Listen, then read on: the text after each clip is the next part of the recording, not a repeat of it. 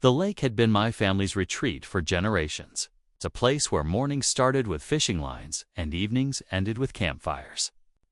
I thought owning the land around it would mean peace, but peace was the last thing HOA Karen wanted. She wasn't even part of the community, yet she acted like the self-proclaimed ruler of the shoreline. One evening, as I carried gear down to my boat, I found my path blocked. A group of rough-looking men, her so-called goons, stood shoulder to shoulder across the dock. Their trucks were parked haphazardly near the water's edge, cutting off access. "Karen says this lake isn't yours," one sneered, trying to sound tough. Another crossed his arms and muttered, "You'll have to go through us." I wasn't the kind of man to back down. But I also knew there was a smarter way to deal with bullies. So instead of escalating, I made a call to the local Wildlife Enforcement Division. They didn't waste time.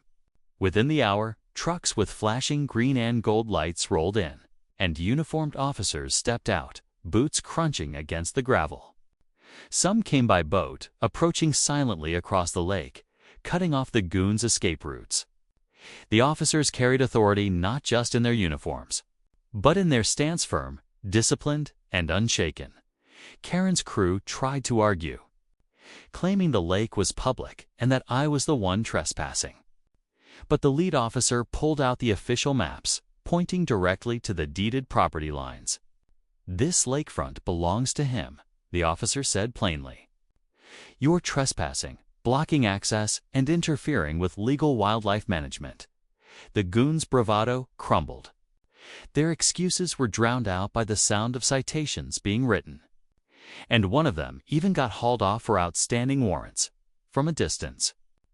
Karen stood on her porch, arms crossed, mouth open in disbelief as her scheme unraveled. Her smirk turned into fury, but she couldn't do a thing as the officers turned the tables. One even walked up to me, shook my hand, and said, "You did the right thing calling us." By sunset, the goons were gone.